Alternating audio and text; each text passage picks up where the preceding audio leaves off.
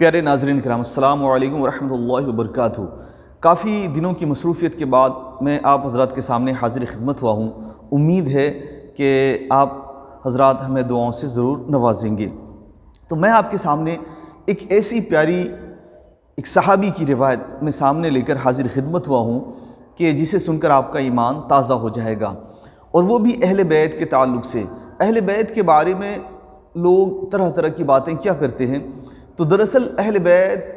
کا جو معاملہ ہے، جو ایمان پر ہے اہل بیت، اللہ اور اس کے رسول کے پیغام کے مطابق عمل پیرا ہیں، تو یقیناً وہ اہل بیت ہمارے آنکھوں کی نور ہیں، سروں کے تاج ہیں، دلوں کے سرور ہیں۔ اللہ تبارک و تعالیٰ ان کا صدقہ ہمیں قیامت تک کھانے کی توفیق عطا فرمائے، اور ان کے صدقے ہمیں ایمان پر خاتمہ نصیب فرمائے۔ تو حضرت قرہ بن خالد فرماتے ہیں، ایک روایت میں آپ کے سامنے پیش کرنے جا رہا ہوں کہ جس کو روایت امام طبرانی نے اپنی کتاب معجم کبیر میں کی ہے، اور اس کی روایت حیثمی نے المجمع الزوائد میں کی ہے، اور انہوں نے کہا کہ رجال صحیحٌ، اس کی راوی صحیح ہیں۔ اب اتنی پیاری روایت، اتنی مضبوط مستحکم روایت میں آپ کے سامنے عرض کرنے کے لیے حاضر خدمت ہوا ہوں، تو آپ دیکھیں کہ اہل بیت کا مقام کتنا بلند و بالا ہے۔ اللہ تبارک و تعالیٰ نے اہل بیت کے مقام کو کتنا بلند فرمایا، اور ان سے دشمنی کو اللہ تبارک و تعالیٰ نے درس عبرت آخرت کے لیے بھی اور دنیا کے لیے بھی بنا دیا ہے۔ آپ سماعت فرمائیں۔ روایت حضرت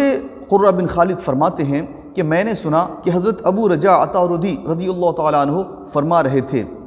کہ حضرت علی اور ان کے اہل بیت کو گالیاں مت دو۔ آپ اس طرح کی باتیں لوگوں کو سمجھاتے تھے، کہتے تھے کہ اہل بیت اور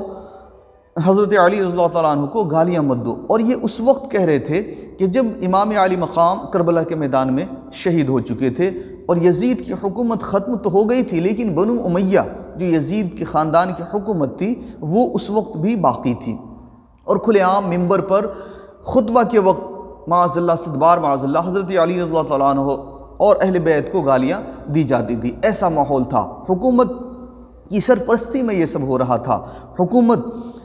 کی گویا مدد اس میں شامل تھی۔ ایسے حالات میں اگر کوئی ایسے وقت میں اہل بیت کو برا بھلا کہنے سے روکتا تو یقیناً ان کو اپنی جان کا خطرہ محسوس ہوتا، لیکن ایسے حالات میں بھی حضرت ابو رجاء عطاردی رضی اللہ تعالیٰ عنہ لوگوں کو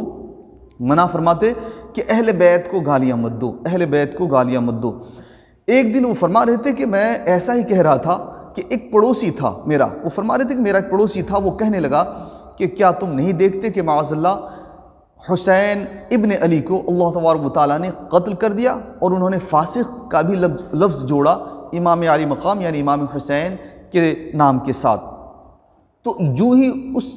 بدبخت نے، ظالم نے یہ جملہ اپنی زبان سے ادا کیا، اب اندازہ لگائیں کہ کربلا کے واقعات کو کافی دن ہو چکے تھے اور معاملہ بالکل نارمل ہو چکا تھا۔ ایسے وقت میں جو ہی اس ظالم نے اپنی زبان سے یہ جملہ ادا کیا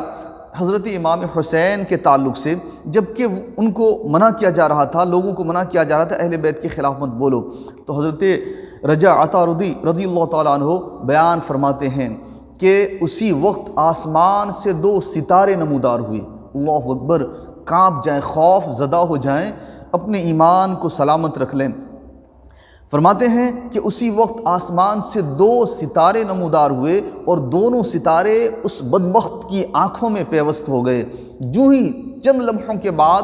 جب دیکھا تو وہ دونوں آنکھ سے اندھا ہو چکا تھا، یعنی دونوں آنکھوں کی روشنی ختم ہو چکی تھی، اندھا ہو چکا تھا۔ عبرتناک سزا گویا اللہ تبارک و تعالیٰ نے اسی وقت اسے دے دی تھی۔ اب اندازہ لگائیں کہ اہل بیت کے تعلق سے کبھی اپنی زبان سے غلط جملے ادا نہ کریں، اس لیے کہ اہل بیت آقا دو جہاں صلی اللہ علیہ وسلم کے اہل خاندان ہیں، ان کی عزت ایمان کا ایک شعبہ ہے، ان کی عزت کرنا ایمان کو سلامت رکھنا ہے، اور جو اہل بیت سے بغض کرے گا تو خطرہ ہے، ڈر ہے کہ کہیں اللہ تبارک و تعالیٰ اسے کفر پر موت نہ دے۔ تو لہٰذا یہ پیاری روایت جو حضرت رجاء عطاردی رضی اللہ تعالیٰ عنہ کی روایت کردہ ہے، آپ کے سامنے میں نے حاضری خدمت کر دی۔ آپ سے گزارش ہے کہ ایسی پیاری حدیث پاک خود سنیں اور دوسروں تک بھی پہنچا کر شیئر کر کے ثواب کے حقدار بنیں۔ السلام علیکم۔